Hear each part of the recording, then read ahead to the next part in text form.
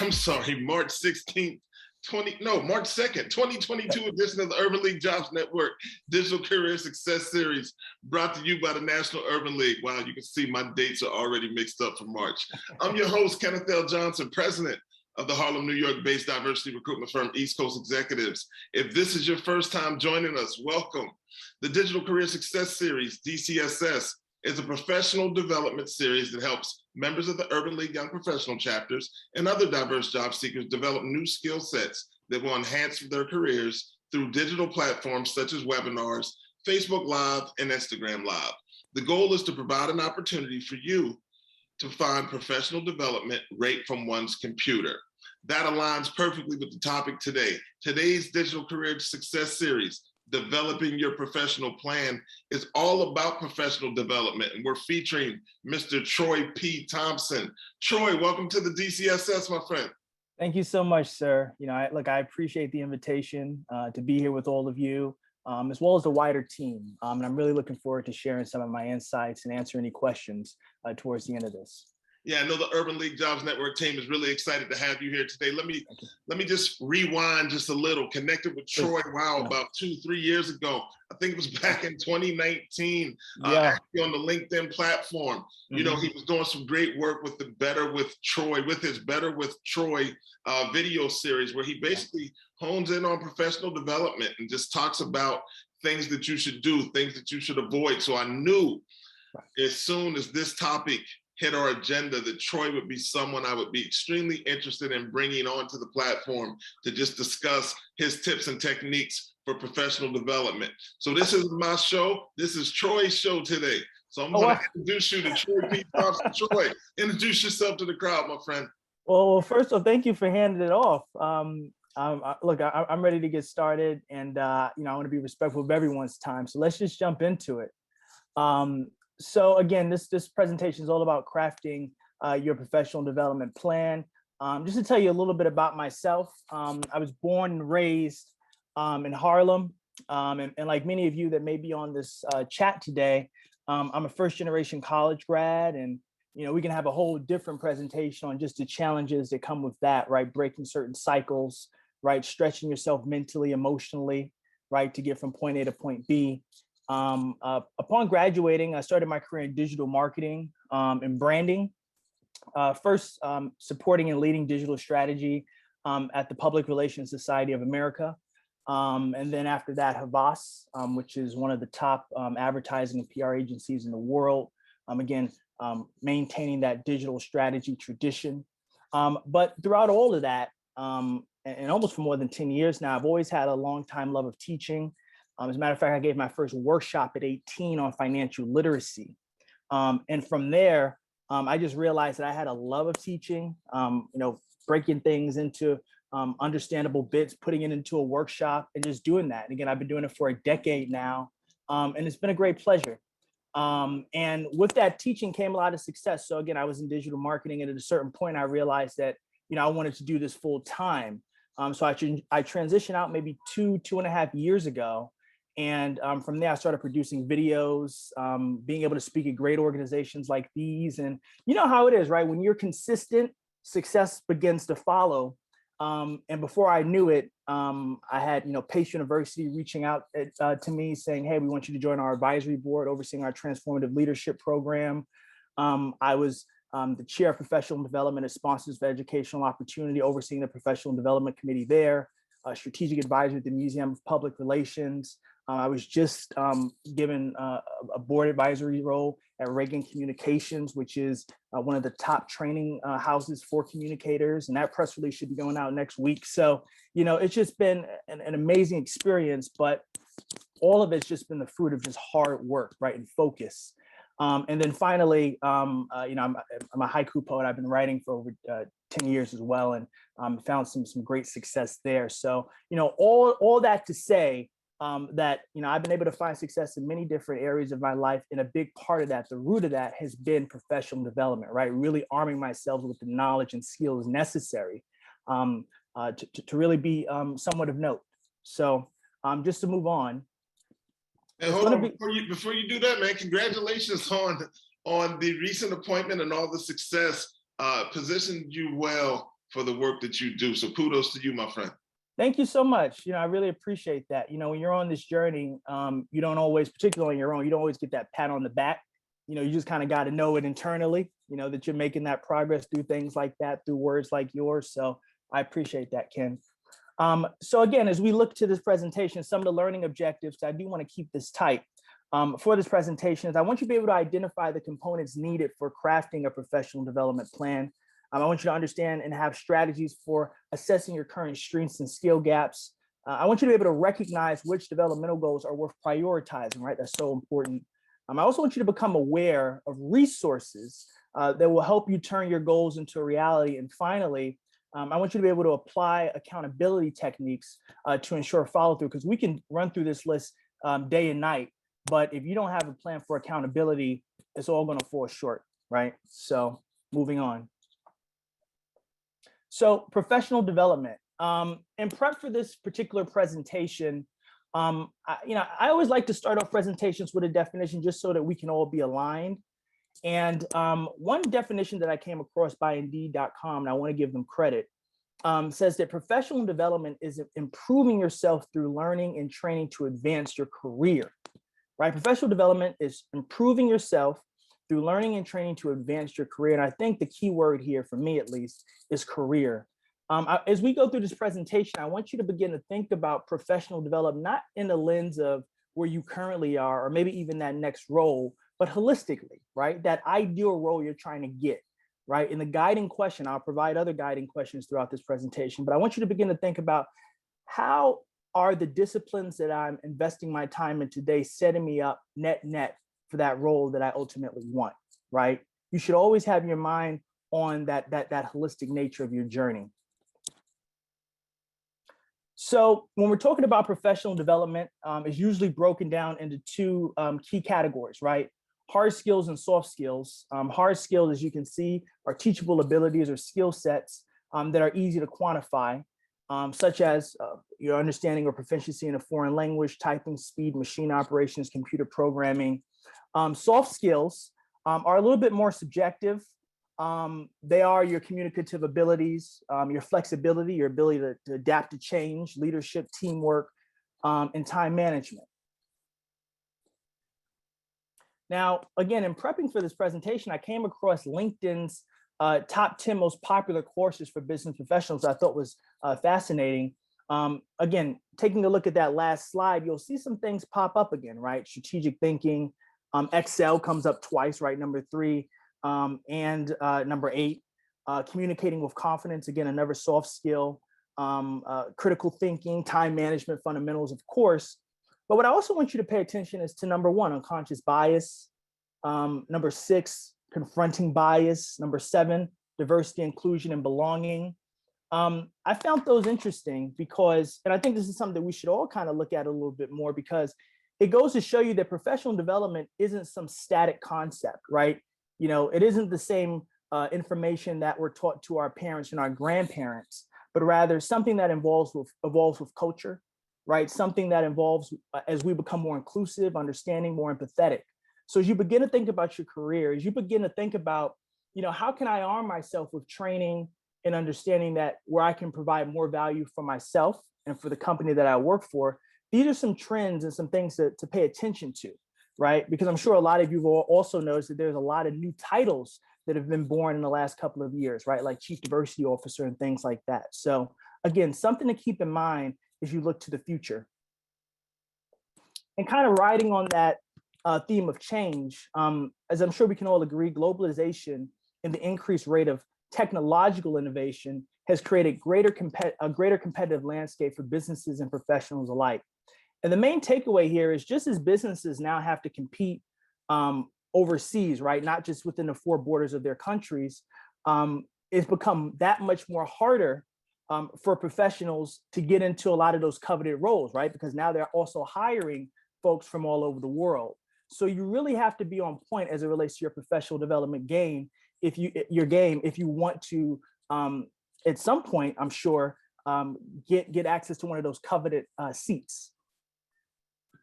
And as we look at the numbers around professional development, the global corporate training market size was valued at 332.9 billion in 2019 and is projected to reach 417.2 billion by 2027. Kind of getting a little bit into focus here, the total amount spent in training in the US in 2022 was 82.5 billion. Again, huge numbers. And again, that 82.5 billion, that's lower than it was previously projected because of the pandemic. So again, it was even more expected to be spent. And again, in terms of a trend, something else to keep in mind, the employment of training and development managers is projected to grow 11% from 2020 to 2023, faster than the average of all occupations, right? And that's from the Bureau of Labor Statistics. So at this point, you might be thinking, well, with all these billions of dollars, that companies, corporations are putting into training, why is this my problem, right? I should just focus on getting hired and they'll do the work, right? But if you're of that mind, and quite frankly, far too many are, you're really putting yourself in jeopardy. Partly because we also live in the age of online learning, right? And just as we understand this, companies know it too. And some of the benefits of online learning, as you may be aware, is free access to quality training and education, right? In a convenient manner, and also in many ways commercially respected. But the caveat of this is that it places more accountability on the individual. So what I'm saying is, maybe decades ago, if you look to your peer to your left, your peer to your right, and you all had the same title, it would be fair to assume, oh, well, we probably have the same amount of training, the same understanding of the role, we're at the same level. But nowadays, with sites like LinkedIn and Udemy, and again, there's so many others out there, while you might think you're on the same level, they might be taking their free times in the evening to take a certificate course, right? They may be enrolling themselves in a college course, right? What I'm getting at is they might be building themselves up when you're not aware to a place to when it's time for a promotion, you may get overlooked and they might get that promotion. So again, we live in the age of online learning where it provides an opportunity for you to upskill on your own time, right? And be ready to meet the challenges ahead. So the golden rule here that I want us to all keep in mind as we go down this presentation and really think about professional development is that it is your responsibility, right? Professional development isn't something where, look, the minute you wait for your manager, right, to knock on your metaphorical door and say, hey, it's time to upskill, or we need you to get better at this or that, it might be too late.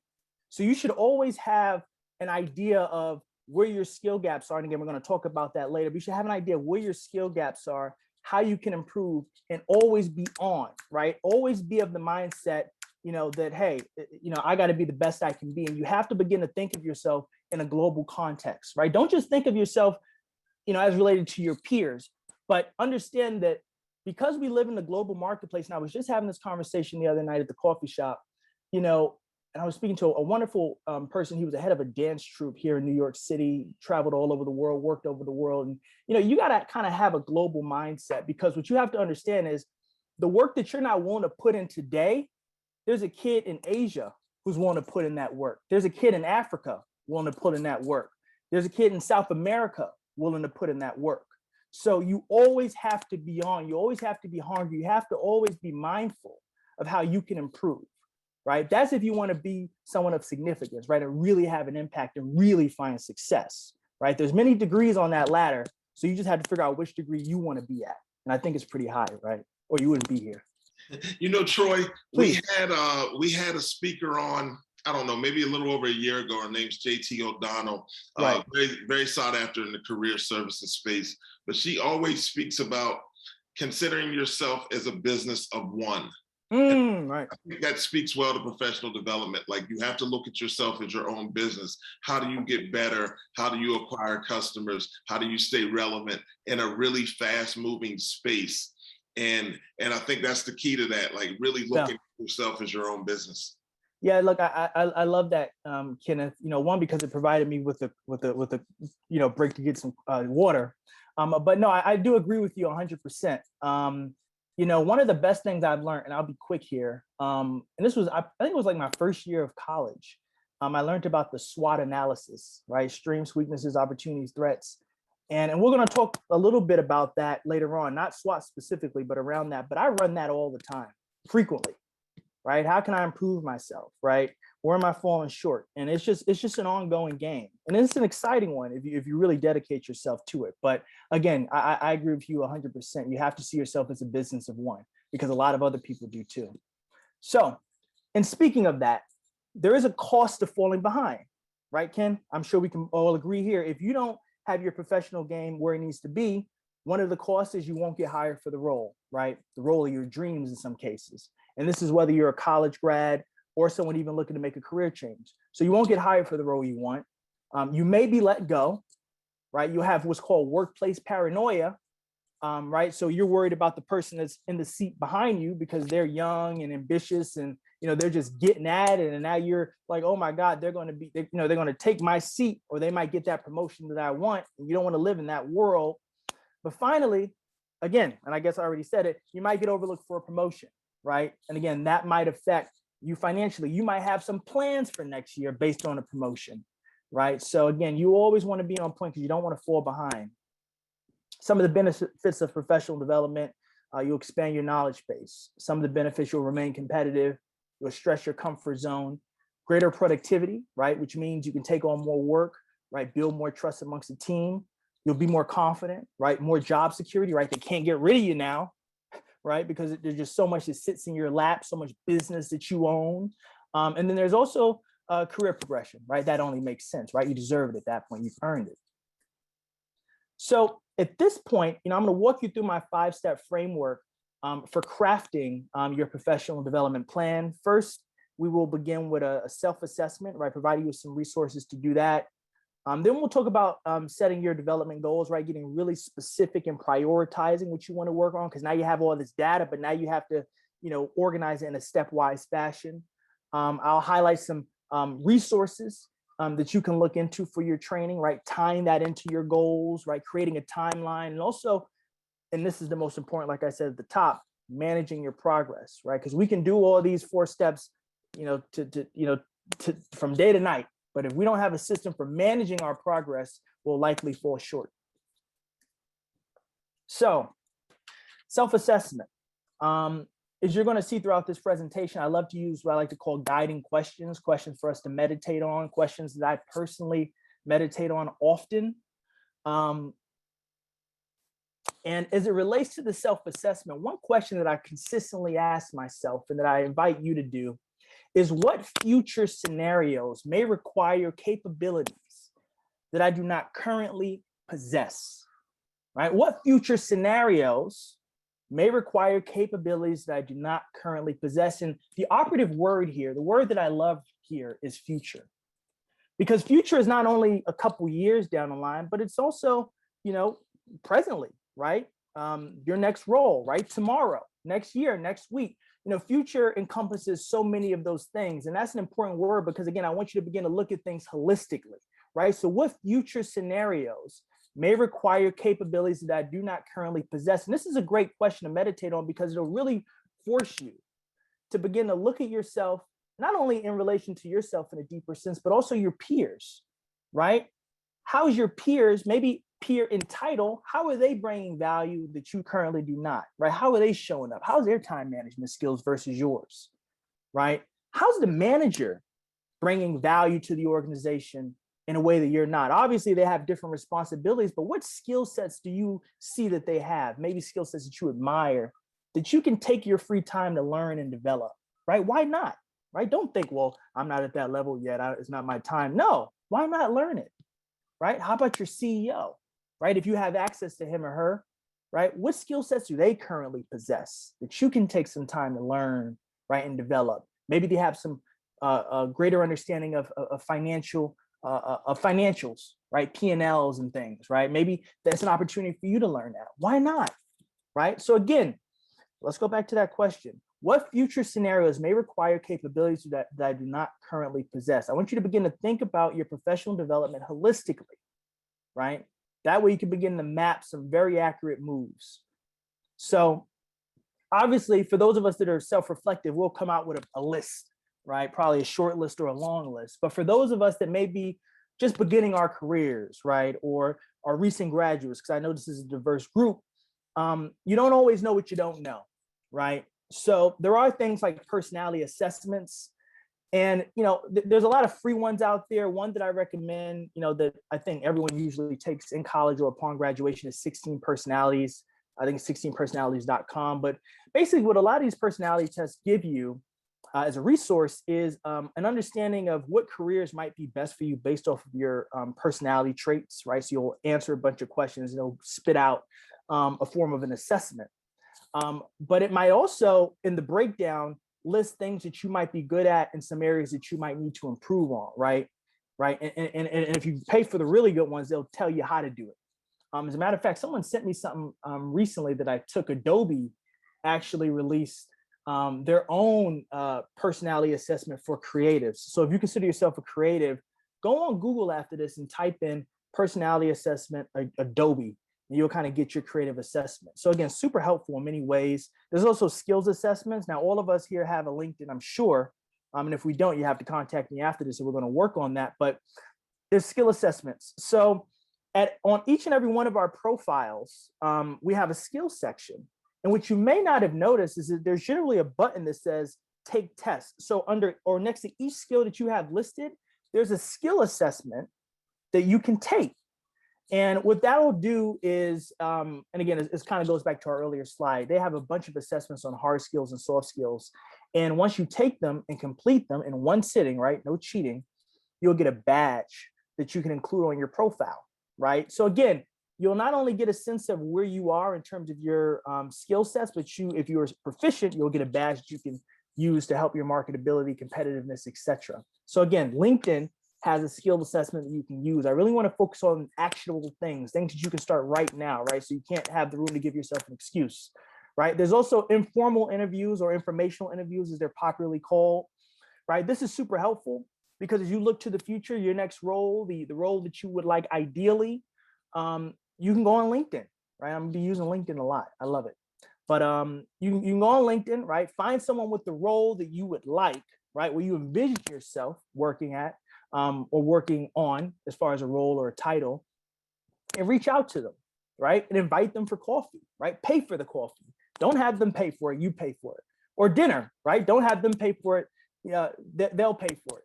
Or you pay for it, right? But if you're lucky and they're successful enough, they'll probably pay for it, right? So that's kind of how it generally works, right? You say, no, I got it. And they'll say, no, you're young and I'll pay for it. So it'll generally work out in your favor, but always offer the pay. But again, informational interviews and formal interviews are always great. Just so you can have a dialogue, right? Like what, you can ask them like, what makes you successful in your role, right? What type of skills should I begin to work on now to get me prepared to be here in the next year, 2 years, 3 years and beyond, right? So those are great. That's a great opportunity. There's also biannual check-ins with your supervisor, right? So if you're working a job and you're really looking forward to a promotion in December, check in with your supervisor, right? The 6-month mark, right? Sometime maybe June, July, and say, hey, how am I trekking, in relation to this promotion? Am I doing okay? What areas can I work on, right? And if they're a great supervisor, they'll be able to break that down for you, right? And give you 1 or 2 things you could begin to work on or things they need to see from you before they feel comfortable giving you that promotion. So again, it won't guarantee a promotion, but it'll really help in terms of surety, right? It'll delete some of that ambiguity, right? And finally, job descriptions, right? Go on websites, look at the job descriptions. The only thing that hurts with job descriptions, or one, they're descriptive, but also they don't talk back. So if you have questions, you're kind of in a tight spot unless you, and this is a technique I actually just thought of this morning, get the job description, reach out to the company, right, that has posted a job description. Maybe you can find like a hiring manager and at some point, maybe spark a conversation, right, in terms of like what they're looking for in candidates. So that's an opportunity as well. It's all about being creative with solutions. Don't take anything for face value. Be creative. You can always find a way. So at this point, you should have an idea of what you need to work on and you should be ready to go. But for a lot of us, we might have so much that we feel that we could focus on, we might get overwhelmed. And if that's the case for you, that's okay, because we're going to talk about it, right? Because for step 2, we're going to set our development goals, right? And the guiding question for you here is, what specific development goals will help move the needle in my performance and career? So what will help me move the needle? Not just what I need to work on, but what will move the needle? Because again, you want to begin to think about your professional development plan in a stepwise fashion, right? This leads to that, then that leads to that, then that leads to that, then that leads to that. So what specific development goals will help move the needle in my performance and career? Now, again, some things might come to mind for you, right? As you begin to organize it, right? Maybe create a list. But for those of us that are having a hard time, right? And for this presentation, I'm focusing and working with those of us that might be having a hard time because I've been there too. And I know a lot of us, again, are first generation. So we're thinking about this on our own, right? So I'm here to help you. So if you're having a hard time figuring out what to prioritize, think of it in terms of if-then statements, right? So the framework for that is if I do X, then Y will result, right? Simple, right? So if I put my digital marketing cap back on, right? When I was an executive in that field, I might think of something like, well, if I complete LinkedIn social media certificate program, then I will become my team's subject matter expert, right? I might also think about something like, well, if I participate in a copywriting boot camp, then I will develop the skills to complete tasks quicker and I can take on bigger projects. Again, like I mentioned before, right? Own more work, build more trust, there's some more job security there. And if I participate in my company's leadership development program, then I might be promoted to upper management, right? See how that makes sense, right? And it may look similar or different for you, but again, now you know where you're going, right? I know so many people, and we're all fans of higher education here, but I can tell you, I know so many people who, are investing in grad school, for example, just on the strength, and that's great, but that's an investment, right? You're taking out tens of thousands of dollars in loans. And again, it's a beautiful opportunity, but wouldn't it be helpful if you just took a step back to figure out how you want that degree to work for you, right? Maybe using if-then statements to figure out, okay, well, once I get that, that'll open a door for this. I'll be looked at, and considered for this opportunity, right? Become more strategic about things, right? Don't just do things to do them, right? Start to think about how one thing will lead to the next, right? How we'll interlock with each other. So again, if-then statements will really give you that clarity you need to map out your progress and your personal development plan. Man, and again, please. I think that's amazing advice. We had a conversation. It was a while back on the Digital Career Success Series about the importance of certificates versus continued education and things of that nature. And look, right. It's to each his own. And as we come to the 12:30 mark, I'm going to let you go on this. But I know some people that have secured project management certificates recently, and it's had an extreme impact on the opportunities that have been presented to them since acquiring that particular cert. And It's amazing to me because I've just sat back and kind of watched and said, wow, I don't know, that was 8 or 16 weeks of work, but it really had a positive return on some of the opportunities that were presented to them. Yeah, no, I love that. And again, the beauty of certificate programs, in relation to degrees even, is that, it's a much more finer experience, right? So once you finish that certificate program, is beyond a reasonable doubt, like, how to do that one specific thing, because that was your core focus, right? So again, there are a lot of benefits that you can get from certificate programs. And again, I think we're closing on that 12:30 mark. So, let's kind of kick things into gear a little bit. And if you have some questions toward the end, we can definitely get to that, because I can speak forever. Right? We could be here for an hour, 2 hours. I'm used to going an hour and a half. But nonetheless, right? When it comes to these if-then statements, they're also motivating, right? Because we can all use some motivation, right? So whether it's in a list or something you have on your wall, right? It can really be motivating to look at that every single day, right? So you know where you're going, right? Personally, I have a habit of just like, I have a journal, and I have a habit of just writing down my goals, like often, like I just rewrite them, right? And I'm gonna do this, and I'm gonna do this, and I'm gonna do this, and it just keeps me motivated, especially when I'm not motivated, right? I'm just writing those down, like I get to see where I'm gonna become, and I get excited for the future, right? So again, if-then statements are a really great tool psychologically, just to get you into a state of motivation, right? You get to see who you're to become. So now that we know what we need to work on, we kind of have a sense of the order in which we want to do that. Now it's time to identify potential resources, right? And the question for you here to meditate on, again, it's the who, what, and how can I receive the training and education I need, right? The who, what, and how can I receive the training and education I need? The key word here is who, because some of you are employees. So there might be opportunities for your company to sponsor your education, right? Particularly if you've been there for some time. So again, not only in terms of tools that are out there on the web, but also who might be able to help you. And for those of you that might be kind of drawing a blank here on where to go, there's also some resources that are out there, right? Again, as I mentioned before, employee development programs, right? So again, professional development is your responsibility. So if you work at a company, particularly a Fortune 500 company, right, that has a lot of resources and they got a lot of vendors that they generally lean on for things, you should be the one to figure out if your company offers something like this. Don't wait for somebody to tell you, right? Have a conversation this afternoon, have a conversation tomorrow, right? Figure out if your company offers this, right? But then beyond that, what does it take to be considered to be enrolled in an employee development program, right? Where do you have to be to get that, right? For them to sponsor you there, right? So begin to ask the question. I want you to be proactive with this, right? Stop waiting for someone to tell you, to give you permission to do it, right? Don't wait for permission. So there's also seminars, webinars, and workshops. This kind of ties into social media platforms in the sense that, we live in an age where, there's a bunch of, well, first off, there's organizations like the National Urban League who offer training and development and workshops like these, but there's also a bunch of content creators, many of whom are executives who leverage their own network to host events and workshops and seminars, right? And for them, they get to build community, right? They might want to sell you on a course later on, nonetheless, but you also get a lot of knowledge, right? As someone that's in the audience, right? So be mindful of organizations and content creators that have those types of offerings, right? And you could just Google, right? Real estate content creators, You can find that information and just be on their newsletter. There's also professional associations you can join. Again, my first role was at a professional association.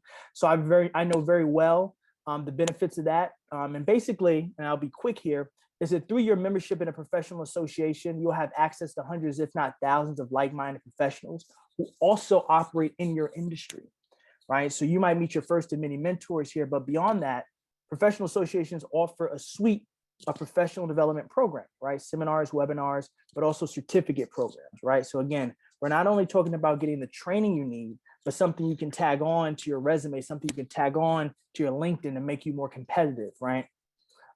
Continuing education institutions, right? Colleges, we talked about that. Kind of touched on social media platforms, so we'll go on. And there's also accelerator platforms. So some of you, programs, excuse me. So some of you may want to get into entrepreneurship, right? And there's a bunch of accelerator programs out there if you just type it in. And they're kind of like boot camps where like in 3 months, we'll get you to where you're able to launch your business, right? There's a lot of those out there that you can take advantage of to really get you where you need to be.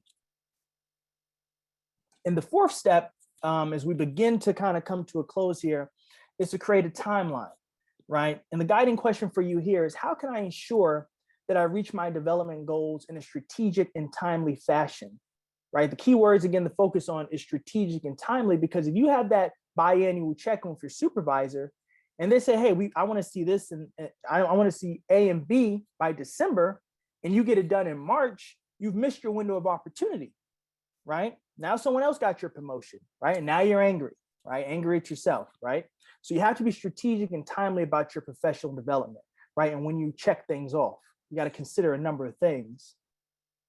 And one thing that really helps me break down my goals, right, into bite-sized pieces that make sense is using the piecemeal offensive, which is a concept that I've coined, which is just that, right? Breaking down your goals into smaller chunks. So for example, if you enroll in a certificate program that is, as you look at it, might take you a month, it might be helpful to kind of break it down into smaller chunks, right? So for example, you say to yourself, for 1 hour a day, I'm going to commit myself to this course, right? And by month's end, I should have it complete.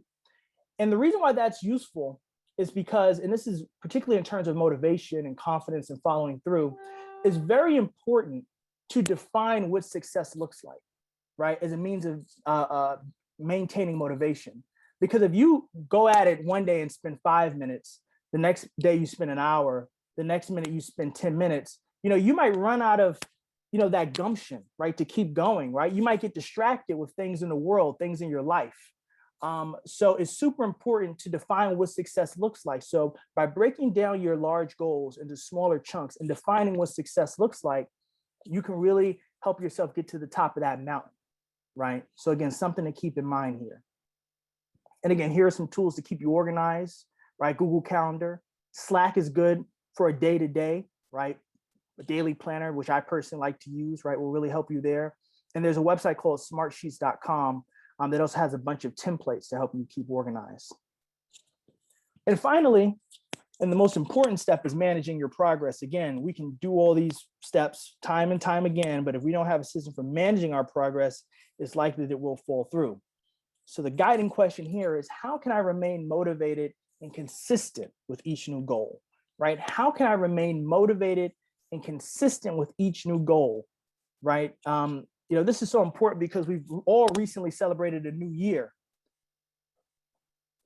And with that new year, a lot of folks said, okay, well, I want to lose some weight, right? I said that too, right? But what ends up happening, right? You keep going in January and around February, you start to run out of gas, right? Because you've invested so much in your own willpower. As a matter of fact, you've underestimated your ability to outwill yourself, right? Because at a certain point, we might have a bad day or a bad week and we say, oh, I'm not doing this no more, right? But if you have a system for keeping yourself consistent, you'll always follow through, right? 9 times out of 10, right? Got to leave that margin of error. But one way to do this is a concept called positive pressure. Again, something else I coined, which is basically sharing your goals with other folks, right? Because the psychology behind this is basically the one thing we would hate, I think we can all agree, is public humiliation. We don't want to look bad in front of other people, particularly publicly, even people we don't even know. And also, to varying degrees, we appreciate public validation, right? And again, that's a sliding scale with folks. So with positive pressure, you're putting things about you, particularly your goals, out there with people you respect as a means to enhance your motivation. So again, sharing your goals with your supervisor might be a source of motivation, right? Because you don't want to let them down. You don't want to be seen as something lesser in their eyes, right? You could tell someone you admire, like a mentor, or you can post your goals or your intentions on social media, right? Now there's a close friends feature on Instagram and other sites. So you can just share it with, the folks who really care about you. But again, through this measure, you'll really be able to keep yourself motivated beyond your own willpower, right? Because now it has something to do with, your self-esteem and your yearn not to look bad. And finally, on this piece is the use of accountability partners. I'm a big fan of this. This is particularly helpful when you have goals or things you want to work on that generally fall through the cracks. So for me, as I'm doing these talks and coaching and other things, uploading videos might sometimes fall short. So I generally have an accountability coach in place to keep me consistent. And I literally draw up kind of an informal contract, which is like, Troy is going to, upload a video every Wednesday at 12 p.m. Failure to do that, Troy will pay XYZ person $30, right? So I really usually put like even a financial component to it, because I know, like, on principle, I would hate to pay someone $30 for not uploading a video on time. But for me, that's enough motivation to make sure that I'm consistent, right?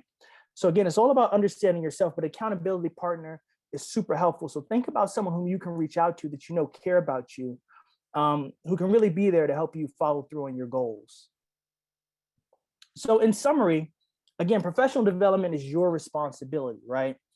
Don't wait for someone to knock on that metaphorical door and tell you it's time to upskill to get better, right? By then it's probably too late, right? They've already had a thought that was negative, like, oh, well, this person's not cutting the mustard. No, you have to be on it all the time. And again, sometimes you don't know what you don't know. So use the resources that I shared earlier to give you that clarity. You can also utilize assessment tools, right, and your peers to get a gauge on your current capabilities. It's important to prioritize your goals, right, that will move the needle specifically, right? That way you can do things in a stepwise fashion. It's important to break up your goals, right, to remain motivated and consistent, right? You don't want to get overwhelmed. And finally, utilize those close to you for support, right? You're not in this alone, right? You have me, you have Kenneth, you have the National Urban League, right? We're all here to help you, right? So feel free to lean on us as needed, right, to get you where you have to be. So again, thank you all so much for your time. And as Kenneth mentioned at the top of this, I have a podcast where you can find where podcasts are hosted, YouTube, Instagram, Apple, and you can hear more of my philosophies there. So again, thank you. Man, hey, Troy, listen, we'll work our way into Q&A. So I just want to let the audience know, please leave your questions in the Q&A feature, and I will definitely funnel those through to Troy with the help and support of the UL Jobs Network team backstage. Listen, you spoke about accountability partners. I think that's an amazing tool that everyone can use to not only ensure that they continue to make progress, but maybe even to give examples and to offer some advice about ways to be successful. We had people drop in the actual chat about the assessments that you can find through ONET and the coursework available on Coursera. Now, there's a very thin line between paid coursework and free coursework for professional development. But I think those accountability partners, maybe if it's the right person, they've done some research that they can share with you as well. Right. So tell me your thoughts on how to decipher between, what's out there that's of value and what's out there that may be a waste of time. Sure. Well, here's one thing to keep in mind, and all websites have this, right? Whether you're talking about LinkedIn or Udemy, like those are the two that I always look at. Every one of those websites, they have something you generally on a front page that says, 1 million people have used this, or 10 million people have used this, right? That can be just on just your first gauge on just how many people are going through that service, right? How many professionals are using that service? So try to keep an eye out when you go on these websites of how many people have actually used a product or service, right? Because that'll be a telltale sign of whether it's worthwhile or not. Well, excellent. A lot of times with professional development, and just like anything else, and I think you kind of alluded to this. Please. It's all about starting, right? Yep. Taking the opportunity to start, but having an end goal in mind and then following the path of the journey from that point. And I think sometimes, it's just like entrepreneurship in a sense. I speak to people, there are people that I've spoken to 2 years ago, and they told me they had this great idea and they were going to start an XYZ. Yeah. And now I speak to them, this year, they're telling me, hey, I'm thinking about writing this book, right? Sure. And they keep jumping through different things. And I don't, I think it can be a multi-tiered approach, but tell me how people can find a way to hone in on exactly what it is that maybe they need to focus on individually. Sure. Well, just to kind of touch on that, first, with one of my favorite quotes, and I hope I get it right because I just said it was one of my favorite quotes, but I think I will. A strong enough why can bear any how, right? A strong enough why can bear any how. So as you begin to think about what you want to set your sights on, whether entrepreneurial or otherwise, like you have to know why you're doing it, right? Don't just follow a trend. Don't do it because it sounds fly, right? Like you have to be obsessed with it. Something you think about day and night, right? Ken, are you obsessed with what you're trying to do right now? All the businesses you got going on, you're obsessed with it, right? You spend a considerable amount of time thinking about it. Now it's a healthy obsession, right? But it's something that you think about. Am I wrong on that? Or Troy, sometimes I think it's unhealthy. I'm over the top with it. That's the reality, right? But we try to coax it in some, kumbaya, right? It's unhealthy. I need to sleep sometimes, man. I gotta right. But again, even with that, right? That's not the first time we've heard that, right? So success leaves clues, and there's certain characteristics, traits, things like that, what you just said, that you hear a lot when it comes to successful people, right? Like there is a bit of unhealthy, but again, that's the fight. Who said it was easy, right? So again, you asked me if I can get it right. You said, sometimes people jump around with different approaches to accomplishing their dreams.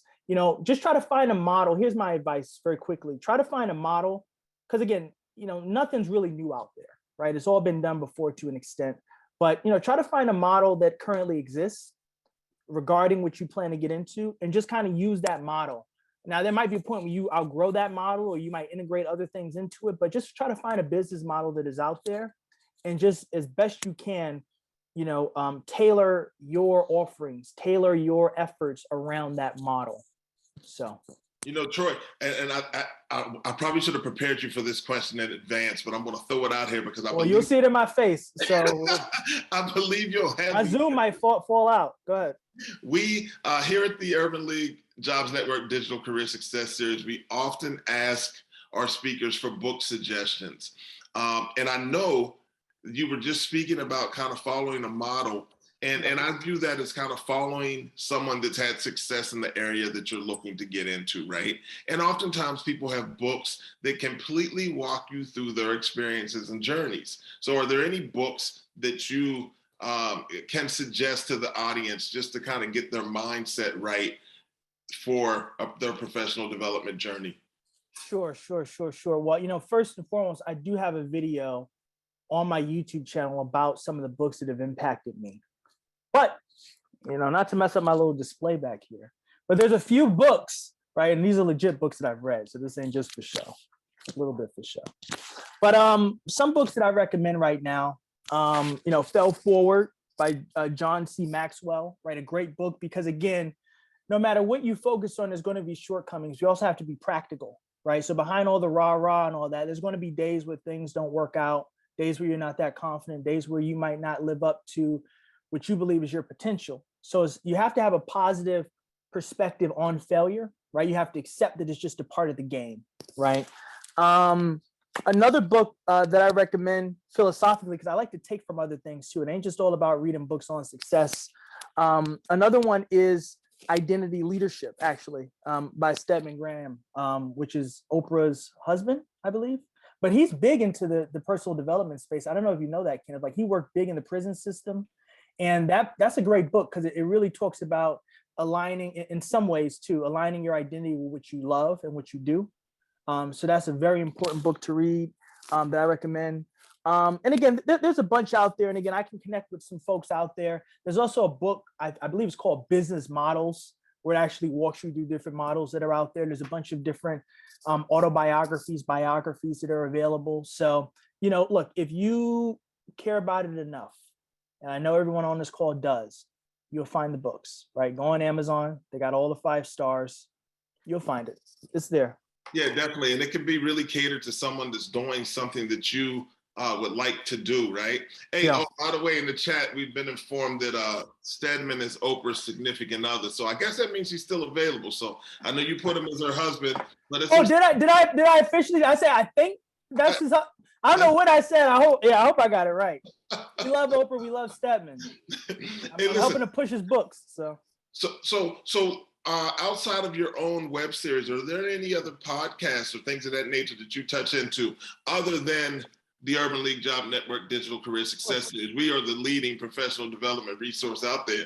But is there anything that you're kind of looking at and kind of paying attention to that's out there in the podcast space that maybe delivers those resources to you? Yeah, one podcast I've listened to it over the years, but I've really been leaning into it over the last month, particularly with the new year, is How I Built This. It's a great one of the top podcasts, which is basically they invite entrepreneurs, famous entrepreneurs generally, but also just mid-tier intro entrepreneurs, and they talk about how they built their companies, right, step by step. They also talk about some of the doubts they've had, some of the struggles, right, personal bouts. So for those entrepreneurs that are out there, I truly recommend you actually jump on that podcast amongst others as soon as possible. That's a very good one. How I Built This. One of our future speakers say in the chat that they love that actual book. So that seems like a good suggestion. It's going to be interesting. It's an old book, man, but Think and Grow Rich, man. It's kind of something I grab all the time because I enjoy hearing stories of individuals that kind of were up against the wall, but still continue to persevere and have success and find like unrivaled success. So that's very motivational to me. Yes. Professional development, building your brand, all of that stuff is a matter of navigating and minimizing your failures, but understanding the failures are going to happen and setbacks do exist. And within that framework, persevering and continuing on because you set a goal. So for you, how important is goal setting to the process of professional development? Goal setting, and I appreciate the question, goal settings are reminders. They're reminders of why you're doing it. We all have, and again, I think I kind of got a pulse on the audience here. Look, we all got personal things going on behind our public faces, right? Things maybe with our families, mental health, right? That's a huge thing, a huge topic of discussion these days, particularly with the pandemic. There's just so much going on to just take us off of our square. So it's important as it relates to goal setting to just constantly be in touch for what you're all doing this for. Like, why does it matter?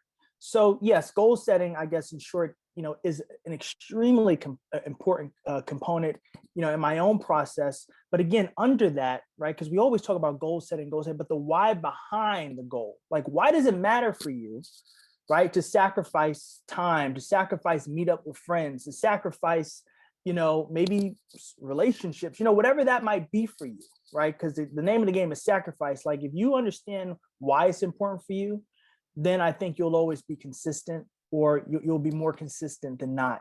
So again, in addition to goal setting, which is huge for me, right? Just laying things out, because I personally just like to have a plan.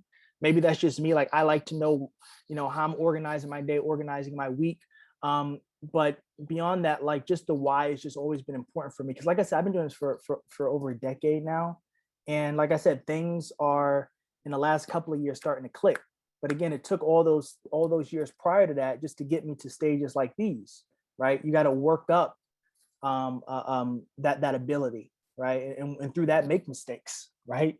Freeze up sometimes. Maybe the speech don't go right. Sometimes the presentation, sometimes you forget your notes, right? So you got to go through all that. So so you can bring more of your authentic self to things like these, right? Because there was a time when you just kind of like, hey everyone, so yeah. you got to put that time in and get those reps in.